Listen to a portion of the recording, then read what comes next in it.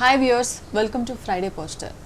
లో బడ్జెట్లో main stream global movies ఎలా తీయచ్చు అనే కాన్సెప్ట్తో మన ముందుకు వస్తున్నారు రైటర్ అండ్ డైరెక్టర్ సిఎస్ రాజు గారు. నమస్తే అండి. నమస్తే. ఎలా ఉన్నారు? ఓకే. అండ్ ఈ కాన్సెప్ట్ అనేది చాలా కాన్ఫ్లిక్ట్గా ఉంది. అండ్ లో బడ్జెట్లో main stream global level movie ప్రాజెక్ట్స్ని తీసుకురావడం అనేది ఎంతవరకు పాసిబుల్ అంటారు? It is 100% possible. ఎందుకంటే మనం తీసుకునే సబ్జెక్ట్ మీద ఆధారపడి ఉంటుంది, మెయిన్లీ కంటెంట్ మీద, కాన్సెప్ట్ మీద ఆధారపడి ఉంటుంది. సో నేను చెప్పేది ఏంటంటే గ్లోబల్ మార్కెట్కి ఎంటర్ అవ్వటానికి నా దగ్గర ఉన్న సబ్జెక్ట్స్ 100% సూట్ అవుతాయి. అది నా ఆన్సర్. అంటే గ్లోబల్ లెవెల్లో సినిమాలు తీయాలంటే మన వాళ్ళు ఇప్పుడు బడ్జెట్కి ఒక లిమిటేషన్ లేకుండా బియాండ్ లిమిటేషన్స్ దాటేసి 100 crores, 200 crores, 250 crores ఒకప్పుడు బాలీవుడ్లో ఉండేది ఇంత కాస్టింగ్ కానీ ఇంత బడ్జెట్ డెవలప్మెంట్స్. ఇప్పుడు టాలీవుడ్ అండ్ కాలీవుడ్ మన సౌత్ ఇండస్ట్రీలో కూడా మోర్ దాన్ 100 crores వచ్చిన రీసెంట్గా చాలా సినిమాలు చూసాము. ఇంత ఇన్వెస్ట్మెంట్ పెట్టడం వల్ల ప్రొడ్యూసర్కి కానీ డిస్ట్రిబ్యూటర్స్కి కానీ ఇన్ కేస్ సినిమా అనుకున్న రేంజ్లో సక్సెస్ కాకపోతే ఎలాంటి రిజల్ట్స్ ఇస్తుందంటారు? నాకు తెలిసినంత వరకు నేను అనుకున్న సబ్జెక్ట్స్ అయితే కనుక 100s of crores పెట్టక్కర్లేదు, అది ఆల్రెడీ చెప్పాను. నెక్స్ట్ ఏంటంటే నేను చేసి అన్నీ కూడా below 5 crores, particularly one subject అయితే కనుక బిట్వీన్ 3.5 to 4 crores మ్యాక్సిమం. అది ఒక హిలేరియస్ కామెడీ సబ్జెక్ట్. మీరు అడిగింది ఏంటి మర్చిపోయాను నేను. 100 crores ఇంత స్టార్ కాస్ట్తో మూవీ తీసినప్పుడు సినిమా సక్సెస్ అయితే ఓకే, సక్సెస్ కానప్పుడు ప్రొడ్యూసర్ కొంతవరకు సేఫ్ అవుతుంది. అది ఇర్రెలవెంట్ అనుకుంటున్నాను. ఇప్పుడు నేను అనేది ఏంటంటే అది ఎవరు ఇష్టాన్ని బట్టి వాళ్ళు చేస్తూ ఉంటారు. బికాజ్ ఎవరు క్యాలిక్యులేషన్స్ వాళ్ళకు ఉంటాయి. స్టార్డమ్ మూవీస్ అంటే ఆటోమేటిక్గా అది డెఫినెట్గా హై బడ్జెట్సే అవుతాయి. ఇక్కడ నా స్లోగన్ ఏంటంటే when you're entering to Telugu market ఎక్కువ రిస్క్ ఎక్కువ చేస్తున్నారు చాలామంది. నాకు తెలిసి more than 70 to 80% of the producers వాళ్ళ ఇన్వెస్ట్మెంటే వెనక్కి రాదు అసలు. ఫ్రాంక్గా మాట్లాడాలంటే మనం ఏదో కొన్ని సక్సెస్ఫుల్ ఫిల్మ్స్ గురించే మాట్లాడతారు. నేను చెప్పేది ఏంటంటే వెన్ యూ గో టు మా ఏమంటారు దాన్ని, మన వైడ్ మార్కెట్కి వెళ్ళటం అనేది నా slogan. One of the widest market ఏంటి అంటే మనకి తెలుగు కంటే హిందీ ఇంకొక 4-5 times బిగ్గర్ మార్కెట్ అని. గ్లోబల్ మార్కెట్ అనేది ఇంకా చాలా పెద్దది, దీనికంటే 20 times బిగ్గర్ దాన్ ఇది. అండ్ నా ఏంటంటే very low budgets and at the same time commercially main stream Bible movies. ఇది నేనేమి ఎక్స్పెరిమెంటల్గా చేయటం అలాంటిది ఏం కాదు. It's purely 100% commercial main stream cross over film. That's it. కానీ డబ్బు ఎక్కువ పెట్టకపోతే, ఇన్వెస్ట్ చేయకపోతే ఎక్స్పోజర్ అనేది రాదు అని అది కరెక్ట్ కాదండి. మీరు మనీ అనేది మీ విజన్ మీద ఆధారపడి ఉంటుంది, మీరు తీసుకునే సబ్జెక్ట్ మీద ఆధారపడి ఉంటుంది. నా సబ్జెక్ట్కి అంత అవసరం లేదు. And at the same time అలా అని చెప్పి నేను ఏదో డాక్యుమెంటరీలో చేయను. It is definitely international standards, అందులో డౌట్ ఏం లేదు. ప్లస్ ఇందులో క్రాస్ ఓవర్ మీన్స్ ఏంటంటే హాలీవుడ్ నుంచి నేను డైలాగ్ రైటర్స్ని హైర్ చేసుకోవాలి. అంటే మనకి అంత దమ్మున్న రైటర్స్ లేరా అంటే డెఫినెట్గా ఉన్నారు ఇండియాలో, నేను కాదంటలేదు. బట్ ఏంటంటే దీనికి ఒక ఇంటర్నేషనల్ లుక్ రావాలి, దీన్ని ఒక గ్లోబల్ ప్రజెంటేషన్కి వెళ్ళాలి అంటే కనుక కొంతమంది technicians, that means writing side నుంచి. అఫ్కోర్స్ స్టోరీ నాదే, డైలాగ్స్ కానీ లేదంటే కొంత పార్ట్ ఆఫ్ స్క్రీన్ ప్లే కానీ ఐ హ్యావ్ టు హాలీవుడ్ నుంచి తీసుకోవాలి. అది నా ఆన్సర్. సో ఇన్వెస్టర్స్కి ఇప్పుడు చూసుకుంటే ఓటీటీ ప్లాట్ఫామ్స్ అనేది అది కాదండి. ఏంటంటే నేను చెప్పేది ఇంక మిగిలిన వాళ్ళతో కంపారిజన్ అయితే నేను ఇది మాట్లాడలేదు దాని గురించి. నేను మాట్లాడేదల్లా లోయెస్ట్ బడ్జెట్లో వైడెస్ట్ డయాస్కి వెళ్ళటం అనేది నా స్లోగన్. ఆటోమేటిక్గా producer will get benefit before release. అది నా అష్యూరెన్స్. ఎందుకు నేను అష్యూరెన్స్ ఇస్తున్నాను అంటే ఓటీటీ ప్లాట్ఫామ్ ఉంది, వరల్డ్ వైడ్ శాటిలైట్ రైట్స్ ఉన్నాయి, ఇంకా ఈ కాకుండా నాకు తెలిసి ఒక 5-6 ప్లాట్ఫామ్స్ ఉన్నాయి. ఈ ప్లాట్ఫామ్స్లో ఇతను పెట్టిన ఇన్వెస్ట్మెంట్ ఏదైతే ఉందో అది 100% బిఫోర్ రిలీజ్ డెఫినెట్గా. ఆ తర్వాత బోనస్ ఏంటంటే it's too early to say. అప్పుడు ఆ నిమిషంలో డిస్ట్రిబ్యూషన్కి ఇస్తారా, అవుట్ రేట్ చేసుకుంటారా అనేది it depends on investors decision. That's it. So ఎలా అయినా సేఫ్ సైడ్లో 100% సేఫ్ సైడ్. అండ్ మీరు కంపారిటివ్ టు ఇప్పుడు ప్రజెంట్ మార్కెట్లో మీకు జరుగుతున్న ప్రాజెక్ట్స్తో లెక్కేసుకుంటే నాది 100 కాదు 200% సేఫ్, అందులో నో డౌట్. మీ స్పెషాలిటీస్ ఏంటంటే what kind of stories that you narrated? That is my speciality. నేను చెప్పాలనుకున్న స్టోరీసే ఇప్పుడు స్టోరీ ఓపెన్గా చెప్పలేను కదా ఇక్కడ. సమ్ పాయింట్స్ ఏదన్నా?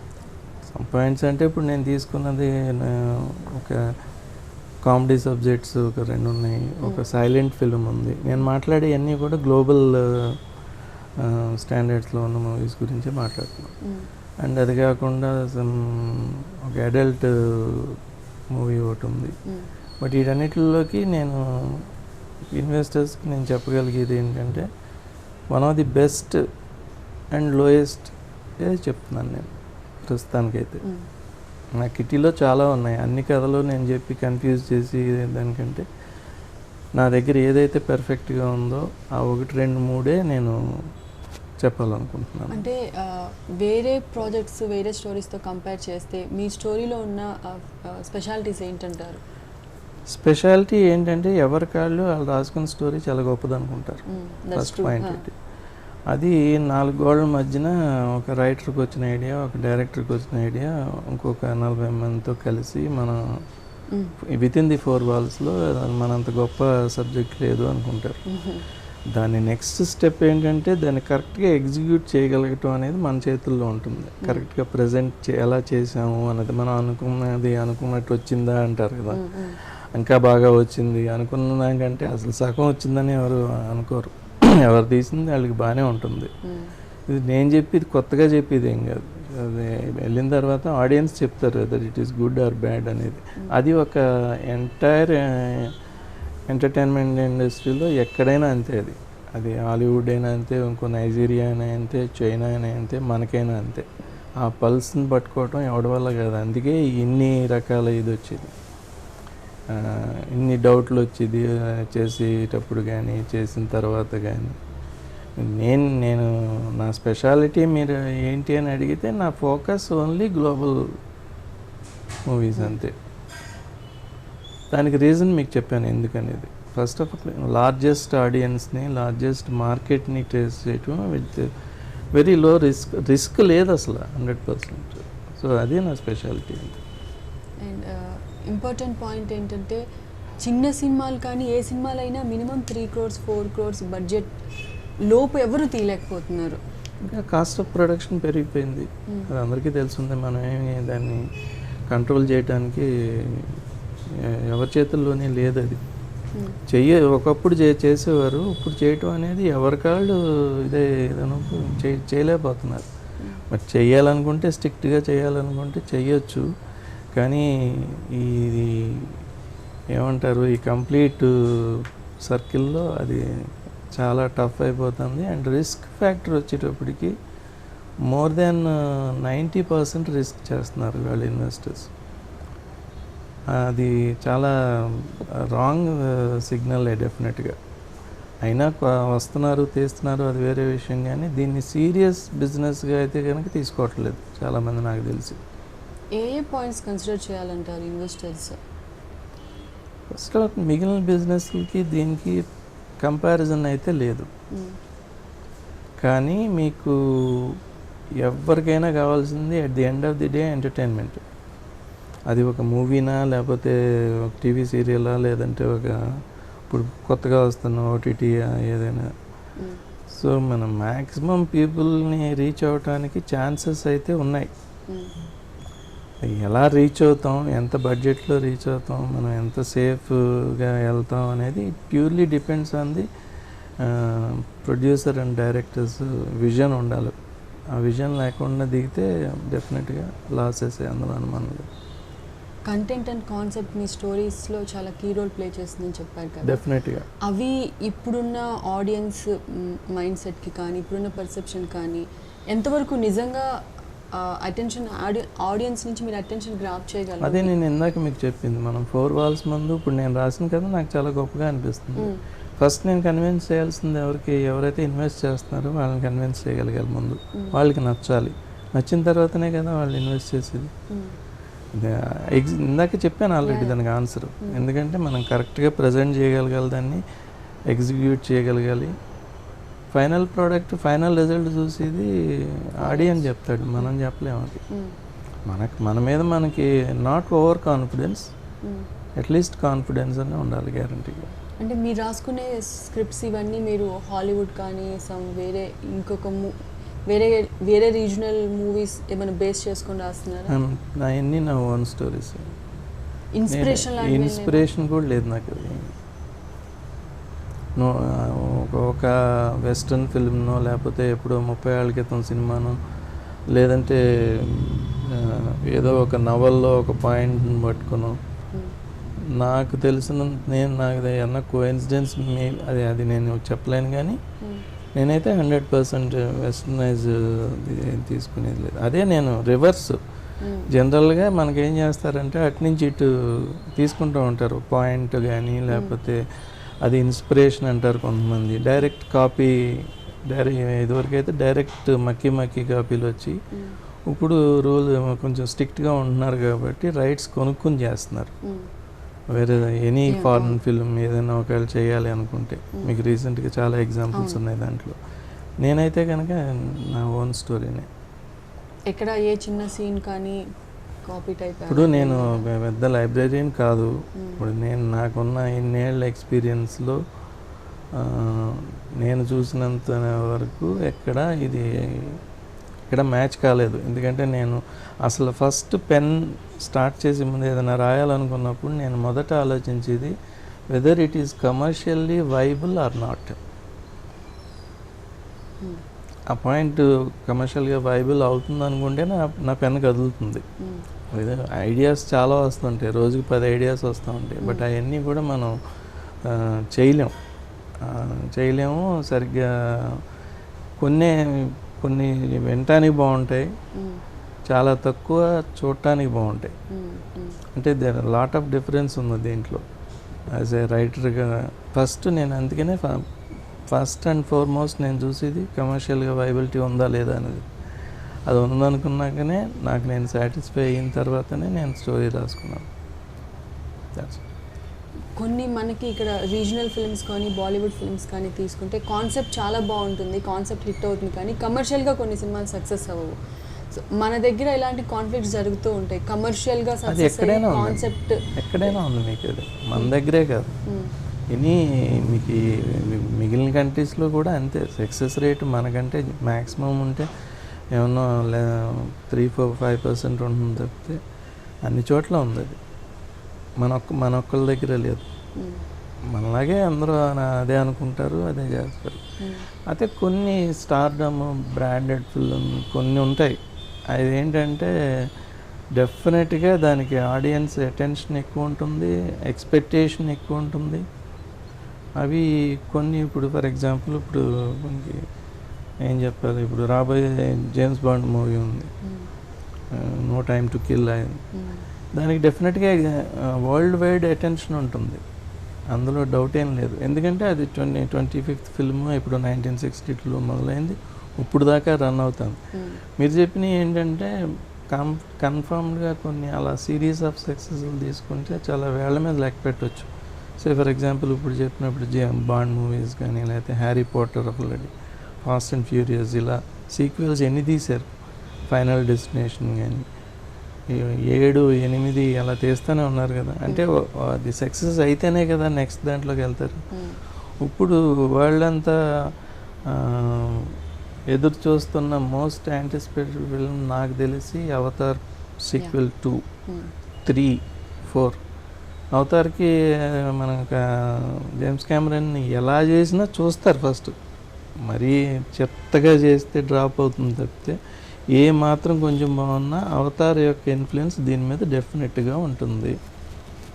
సో మీరు చెప్పినట్టు అది ఏదో మనం అనుకున్న కాన్ఫ్లిక్ట్ రివర్స్ అయ్యింది అంటే మనం అనుకున్నది జనానికి నచ్చలేదు. సింపుల్ ఆన్సర్ దానికి. అంత ఏమంటారు మైక్రోస్కోప్లో మనం ఎతకాల్సిన పని లేదు.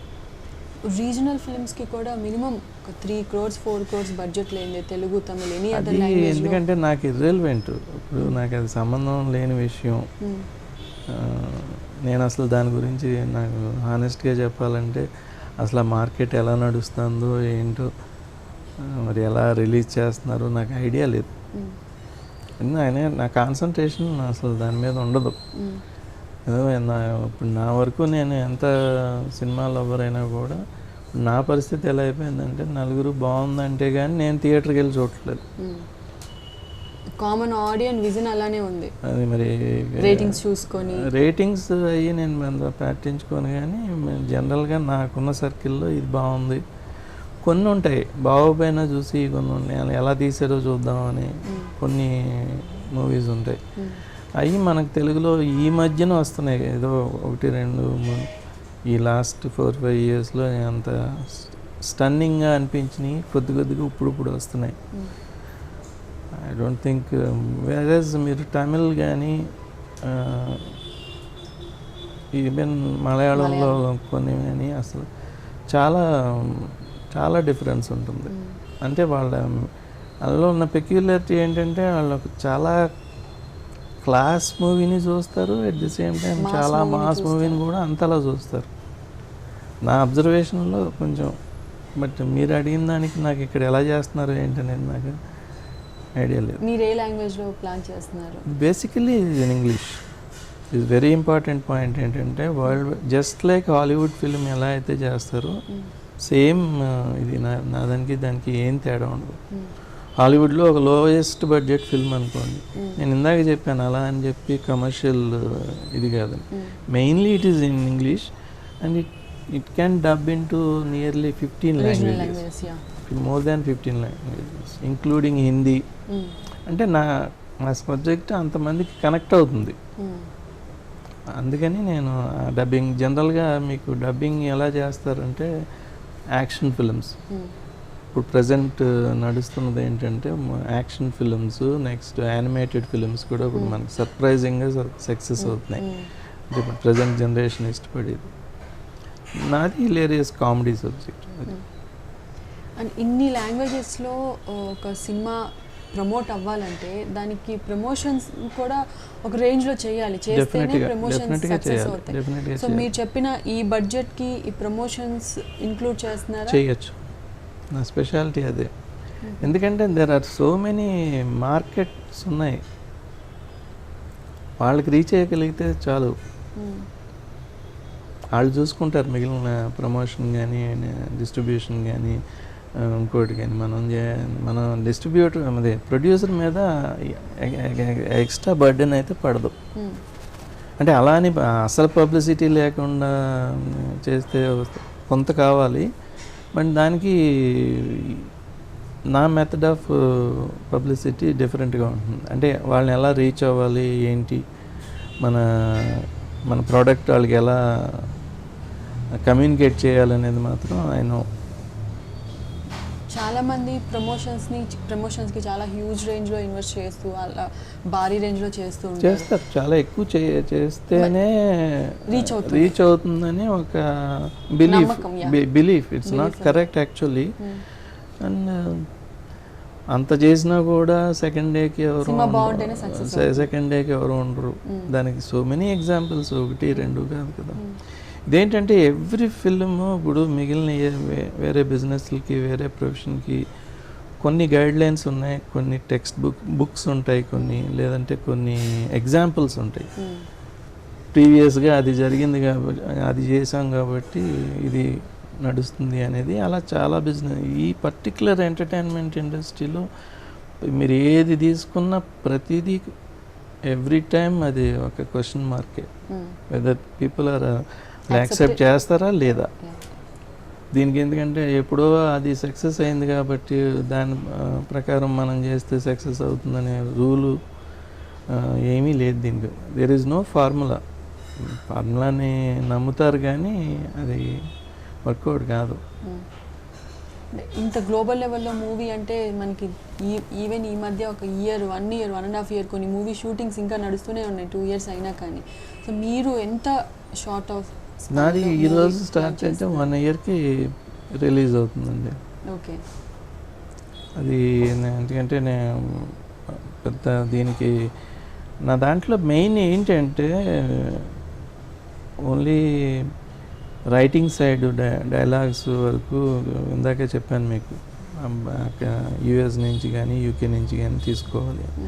దానికి కొంత టైం పడుతుంది. అంటే నాకు ఇప్పుడు నాకు క్లియర్ కట్గా ఎడిటెడ్ వర్షన్ నా మైండ్లో ఉంది. ఏ క్యారెక్టర్ ఎలా బిహేవ్ చేస్తుందో నా మైండ్లో ఉంది. వాళ్ళ నుంచి ఏ డైలాగ్స్ రావాలో నా మైండ్లో ఉంది. అది ఎంత హిలేరియస్గా చేయాలి అనే ఎక్సర్సైజ్కి ఒక 3 to 4 months టైం పడుతుంది. ఆ తర్వాత నాకు పెద్ద టైం పట్టేది ఏం లేదు, ఎందుకంటే హార్డ్లీ. అండ్ ఇంకోటి ఏంటంటే ఇది నేను చేసేది ఓన్లీ హైదరాబాద్లో. ప్రీ ప్రొడక్షన్ వర్క్ ఒకటి, డైలాగ్ వెర్షను, స్క్రీన్ ప్లే పక్కన పెడితే మిగిలింది ప్రీ ప్రొడక్షన్ పోస్ట్ ప్రొడక్షన్ కూడా హైదరాబాద్. నేను ఎక్కడికి బయటకు వెళ్ళాల్సిన అవసరం లేదు ఈ పర్టికులర్ సబ్జెక్ట్ నేను ఏదైతే అనుకుంటున్నాను. కాస్టింగ్ వచ్చి న్యూ ఫేసెస్. అంటే నాది కాస్టింగ్ కూడా ఎక్కువ కాదు, ఓన్లీ 6 క్యారెక్టర్సే ఉన్నాయి దాంట్లో నేను రాసుకున్న కథలో. అందులో 2 అమెరికన్ యాక్ట్రెసెస్ ఉంటారు, ఒక చైనీస్ యాక్టర్ ఉంటాడు, 2 ఇండియన్ యాక్టర్స్ ఉంటారు, ఒక అదే సమ్వేర్ మిడిల్ ఈస్టర్. ఇది నా కాస్టింగ్. ఇంకా క్రూ వచ్చేటప్పటికి కొంతమంది సీనియర్స్ ఉన్నారు, కొంతమంది నేను కావాలని I want pick the fresh talent. ఎవరైతే ఇప్పుడు కోర్సెస్ కంప్లీట్ చేసి ఈ గ్లోబల్ విజన్ ఉండాలి వాళ్ళకి మెయిన్, అది ఉన్న వాళ్ళని నేను కొంతమంది టెక్నీషియన్స్ని తీసుకోవాలి. ఆల్రెడీ ఫెమిలియర్ పర్సన్స్ అయితే కొంచెం రీచ్ అవుతుంది అనేది అంటే నేను రాసుకున్న కథలో అయితే అదంత అవసరం లేదు. ఇంకా నెగిటివ్గా కూడా వెళ్ళొచ్చు. డెఫినెట్గా స్టార్డమ్ ఉంటే అప్పుడు ఇదేమవుతుంది, బిలో 3-4 crores కదా, 30-40 crores అవుతుంది అంతే కదా న్యాచురల్గా. ఇప్పుడు ఒక ఇంటర్నేషనల్ స్టార్ని నేను తీసుకొచ్చి యుఎస్ నుంచి ఒక 2 ఫెమిలియర్ 2 యాక్టర్స్ని తీసుకుని, చైనీస్ నుంచి ఒక యాక్టర్ని తీసుకుని, మిడిల్ ఈస్ట్ నుంచి ఒకరిని తీసుకుని, ఇండియాలో కూడా ఫేమస్ 2 తీసుకుంటే ఆటోమేటిక్గా మీకు 50 వెళ్ళిపోతుంది. అప్పుడు ఇంకా మిగిలిన చేసిన దానికి నాకు చేసేదానికి సంబంధం లేదు. బట్ దాని లెక్కలు దానికి ఉంటాయి.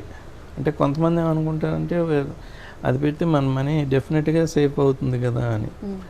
కానీ నిజంగా అవుతుందంటారా? అది 50-50 అంటే స్టేక్ పెంచేస్తున్నారు కదా, స్టేక్ పెంచి కొలిది రిటర్న్స్ కూడా అలా వస్తాయి అనుకుంటే అది నేను చెప్పలేను, వాలిడేషన్. బట్ నేనైతే డెఫినెట్గా న్యూ ఫేసెస్తో ఉన్న బ్యూటీ వరల్డ్ దాంతో రాదు నేను చేసుకున్న సబ్జెక్ట్కి. అది 100% guarantee. It is very simple అండి. ఇప్పుడు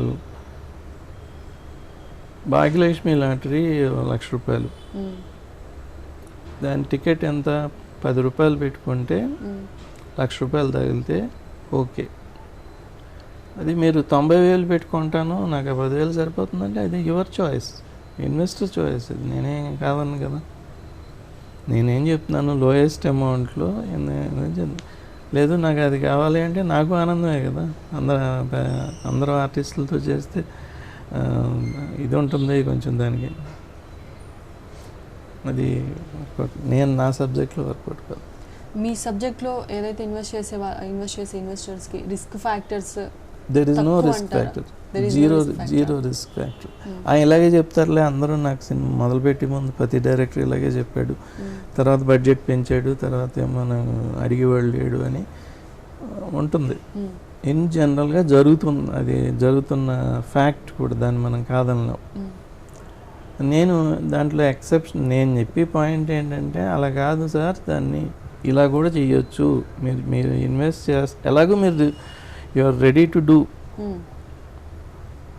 సో ఆ రెడీ టు డూ అన్నప్పుడు బిగ్గర్ డయాస్కి వెళ్ళండి అని చెప్తున్నాను నేను.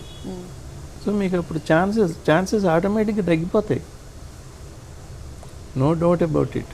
ఇప్పుడు అది నేను ఒక్కడనే కాదు, ఎవరైతే మీరు గ్లోబల్ కమర్షియల్గా గ్లోబల్ ఫిల్మ్ చేయగలుగుతారో విత్ లో బడ్జెట్తో, వాళ్ళు ఎవరైనా కూడా they will get back their money, their investment first of all. అది నా ఒకే సొంతం అని కాదు, అది ఎవరు చేయగలిగినా. బట్ ఆ ఇంటర్నేషనల్ స్టాండర్డ్స్ ఉండాలి, అందరికీ అది కనెక్ట్ అవ్వాలి, వరల్డ్ వైడ్గా అది కనెక్ట్ అవ్వాలి, ఇంక్లూడింగ్ ఇండియా. నేను అందుకే ఇందాక డబ్బింగ్ వెర్షన్ కూడా చెప్పాను మీకు, ఇంక్లూడింగ్ హిందీలో డబ్ చేసుకోవచ్చు, ఈవెన్ తెలుగులో డబ్ చేసుకోవచ్చు. మీకు మోర్ రెవెన్యూస్ అంతే, దట్స్ ఇట్ అండి. ఇంకా అంతకంటే నేను చెప్పగలిగేది ఏం లేదు. అలా చేసుకుంటేనే అది గ్లోబల్ వైడ్ ఫిల్మ్ అవుతుంది కదా అంతే, అన్ని లాంగ్వేజెస్లో. ఇప్పుడు మనకి అవతార్ కానీ ఇలాంటి చాలా సినిమాలు ఇది డెఫినెట్గా ఇది దానికి నేను చెప్పేదానికి అసలు జస్ట్ కైండ్ ఆఫ్ అంటే అన్ని లాంగ్వేజెస్లోకి డబ్ చేశారు కదా. డబ్ చేశారు, అదే డెఫినెట్గా. ఇప్పుడు నేను కూడా నాది కూడా అంటే మీరు అడిగారు కాబట్టి చెప్తున్నాను, మోర్ దాన్ 15 లాంగ్వేజెస్లో డబ్ చేయొచ్చు నాది. ఇక్కడ ఏంటంటే ఇది ఒక కామెడీ సబ్జెక్ట్ కాబట్టి, మెయిన్ కామెడీ సబ్జెక్టు, ఒక పెక్యులియర్ సిచ్యువేషన్లో వాళ్ళు ఎలా స్టక్ అయ్యారు, దాని నుంచి ఎలా బయటపడ్డారు అని ఒక సింపుల్ పాయింట్. నాకు అదేమి టర్న్లు ట్విస్ట్లు తర్వాత రకరకాల ఇది రావటాలు అలా ఏం ఉండదు. సో ఓవరాల్ మూవీ అంతా 6 to 7 క్యారెక్టర్స్ మధ్యలో ఉంటుందా? 6 characters only, no 7th character. Okay. ఎన్ని అవర్స్ అండి జనరల్? 2.5 hours? యాక్చువల్గా ఇది నేను ప్లాన్ చేసింది అయితే 100 minutes. ఓకే. సో ఇప్పుడున్న సినారియాలో, ఈ కరోనా క్రైసిస్లో, ఈ టైంలో సినిమా తీయాలంటే అదర్ ఎక్స్పెండిచర్స్ ఎక్కువైపోతాయి. అండ్ ఏదైతే ఇలాంటి మీరు చెప్తున్న కాన్సెప్ట్తో ఒక మూవీ తీయాలని ప్లాన్ ఉన్న వాళ్ళు కూడా ఇప్పుడు కొంచెం ఆలోచించే సిచ్యువేషన్ వచ్చింది. సో దీని గురించి ఏం చెప్తారు? డెఫినెట్గా మనకి ఇంకా కరోనా అనేది నాకు తెలిసి మోర్ దాన్ 6 months ఉంటుంది, అందులో డౌట్ లేదు.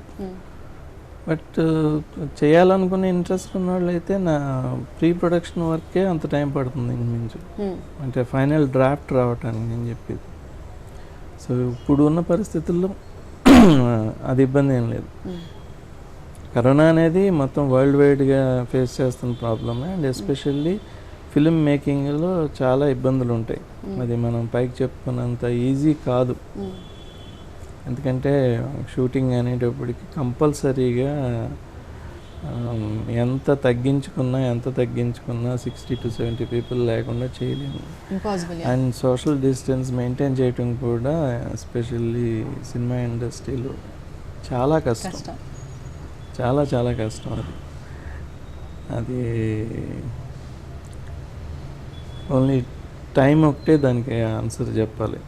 6 months నాకు తెలుసున్నంత, నాకున్న నాలెడ్జ్లో 6 monthsకి సెటిల్ అవుతుంది.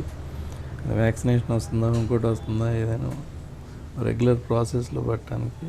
ఇప్పుడు నేనే సైంటిస్ట్ని కాదు, అలా అని ఎవరూ చెప్పలేకపోతున్నారు. ఇది కొన్ని వందల మంది చెప్తానే ఉన్నారు. ఎవరు దీంట్లో ఒక ఎక్స్పీరియన్స్ ఉంటే మనం చెప్పగలం, ఈ డిసీజ్ ఇప్పుడు ఎంత తగ్గుతుంది, లేకపోతే ఇది ఎవరికి ఏం తెలియని పరిస్థితిలో ఉన్నాం. అందరం ఫస్ట్ టైం ఫేస్ చేస్తున్నాం. తిరిగి ఎత్తే ఒకసారి ఆగినట్టు అనిపించింది. బట్ డెఫినెట్గా బౌన్స్ బ్యాక్ అవుతారు, అందులో డౌట్ లేదు, నో డౌట్ అబౌట్ ఇట్. దీనికి ఎలాంటి కలామిటీస్ వచ్చినా మనిషి అనేవాడు మళ్ళీ ఏదో ఒక కొత్త ఇన్వెన్షన్ ఉంటుంది, సంథింగ్ న్యూ, మళ్ళీ మొదలు పెడతారు, మళ్ళీ అవుతుంది. సో ఫిల్మ్ మేకింగ్ అనేది ఎంటర్టైన్మెంట్ మిగిలిన ఇండస్ట్రీలో ఏమన్నా కొంచెం అడిగిన ఎంటర్టైన్మెంట్ ఇండస్ట్రీ ఇందాకే మీకు చెప్పాను, ఎవరికైనా కావాల్సింది ఎండ్ ఆఫ్ ది డే కొంచెం ఎంటర్టైన్మెంట్ అనేది కావాలి. అది ఏ ఫార్మేట్లో మీరు ఇస్తారనేది తర్వాత విషయం. వాళ్ళు ఏ ఫార్మేట్లో తీసుకుంటారు అనేది వాళ్ళ ఇష్టం. ఇంట్లో కూర్చొని టీవీ చూసుకుంటారా, లేకపోతే మొబైల్లో చూసుకుంటారా, థియేటర్కి వెళ్తారా, అది depends on their choice. Entertainment లేకుండా చాలా అది ఊహించలేని వ్యవహారం అది ఎవరికైనా సరే. సో ఫైనల్గా మీతో మూవీ తీయాలనుకుంటున్న వాళ్ళకి మిమ్మల్ని అప్రోచ్ అవ్వాలని, నన్ను డైరెక్ట్గా కాంటాక్ట్ అవ్వమనండి.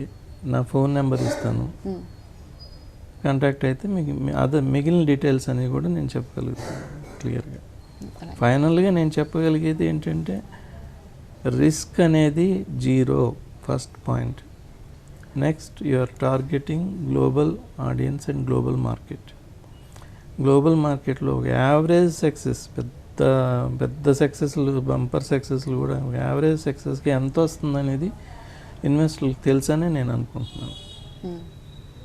సో ఇది డెఫినెట్గా 100% సేఫెస్ట్ ప్రాజెక్ట్. నా ఫోన్ నెంబర్ చెప్పాను, ఫోన్ నెంబర్ 9849162768. ఓకే. ఈ నెంబర్కి కాల్ చేయండి. సీరియస్లీ కీన్లీ ఇంట్రెస్ట్ ఉన్నవాళ్ళు మాత్రమే చేయండి. ఊరికే సరదాగా ఏదో చెప్పాడులే కాలక్షేపం, ఇప్పుడు అలాగే ఇంట్లోంచి బయటకు వెళ్ళట్లేదు అనుకున్న వాళ్ళు చేస్తే అది ఇద్దరికి టైం వేస్ట్. నేను బాగానే వాళ్ళకి తెలియకుండా వాళ్ళ టైం వేస్ట్. ఈ కాన్సెప్ట్ మీకు పూర్తిగా అర్థమయ్యి ఇందులో ఏదన్నా మీకు చెప్పింది ఎంతవరకు ఇది మనం ఎదరికి వెళ్ళొచ్చు అనేది నేను మిగిలిన అదర్ డీటెయిల్స్ నేను కెమెరా ముందు చెప్పలేను కాబట్టి, అంటే చెప్పలేను అంటే డైరెక్ట్ సబ్జెక్ట్ చెప్పలేను కదా, ఇది నా స్టోరీ అని. మిగిలినవన్నీ చెప్పాను నేను.